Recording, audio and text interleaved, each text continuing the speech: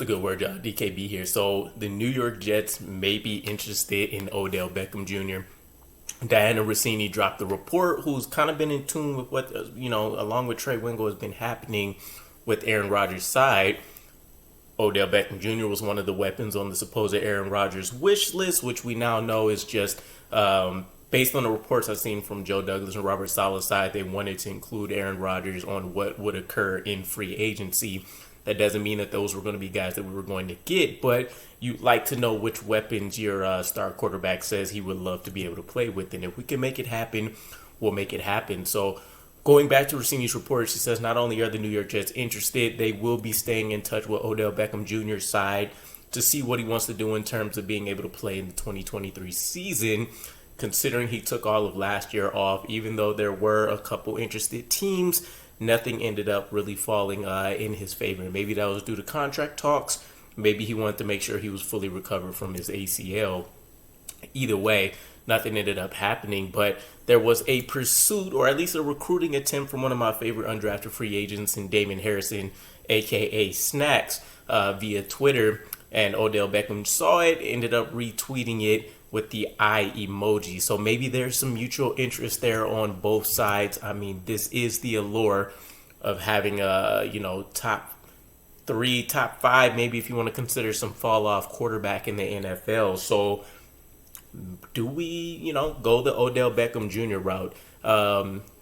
If the number that I saw he's requesting is accurate, it's a definite no. So supposedly anyways, Odell Beckham Jr. was looking for something in the $20 million range, right? And this came from a report from Mike Florio. Not a guy I like, not one that generally seems to be accurate, at least when I come across some of these bigger events. But hey, even a broken clock's right twice a day. So I looked into it, right? Let's just say that was accurate, which we'll get into that in a little moment. If we were considering $20 million for Odell Beckham Jr. a year, there's only 11 wide receivers that generally earn a higher average per year than $20 million. Of the players within that $20 million range that are relevant and noticeable, DJ Moore, Keenan Allen, Amari Cooper, Mike Williams, and Chris Godwin. Do we still feel like Odell Beckham Jr. would be in that territory? We don't really know. It's not to say that the man has no talent whatsoever anymore, right? He was doing very well in that Super Bowl game prior to the injury occurring, and he wasn't a huge difference maker statistically in terms of what he did during the regular season with the Rams, but you've seen the effect of how coverages would shift and do certain things to make sure they kind of had Odell Beckham Jr. in check at all times. So the talent intrigues me. For $20 million a year, not really. I don't think he's still necessarily in the same vein as the 5 guys that I mentioned, considering the injury history and what's kind of been going on in terms of these contract numbers. Now, to get into that number, Odell Beckham Jr. did, of course, see that as well. And, he refuted that that's true. From what I understand, maybe those are negotiations that his agent is trying to secure for him. Being a great agent, nothing wrong with that. But he says that's definitely not true. But he did mention that $4 million wouldn't get it done. Now, I haven't kept up with negotiations and who may be trying to get him and different things like that. But $4 million is definitely low tier. I mean, you're talking Braxton Berrios was averaging more than that on his 2-year, $12 million deal. So we are definitely not going to get him for 4. You're definitely not going to pay 20. Maybe something in the Alan Lazard range would get it done, in that 11 million range. But even then, maybe he scoffs at that a little bit. But I think you have to factor into the fact that on our offense, we wouldn't be asking him to be the wide receiver 1. So, yes, he'd make more money than Garrett Wilson currently, who's on a rookie contract. But I would argue he shouldn't necessarily make too much more than Alan Lazard. And that's just going into the injury history and all of these things. But I don't want to necessarily lowball him either. But I would say probably $13 million is the cap. And I wouldn't even be comfortable extending it over more than like 2 years. So it'd probably have to be that classic 3-year deal where we got that easy out after the second year. In this case, I would say maybe the first year, right? Maybe make it an incentive heavy kind of deal and basically base a lot around what he can get guaranteed or at least what the additional cap hits beyond year one would be, based on incentives for performance or staying on the field, something to that effect. I also don't know where he would fall in.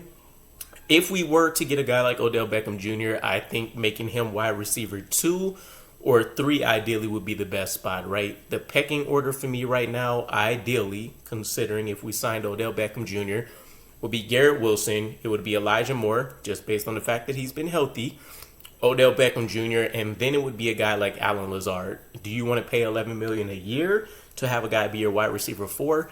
No, but I think anywhere between that 2 and 4 range is when you start to maximize the value on a guy like Allen Lazard. But again, that's kind of comparing it to the Corey Davis situation, who's been unable to really stay on the field for even double-digit games every season.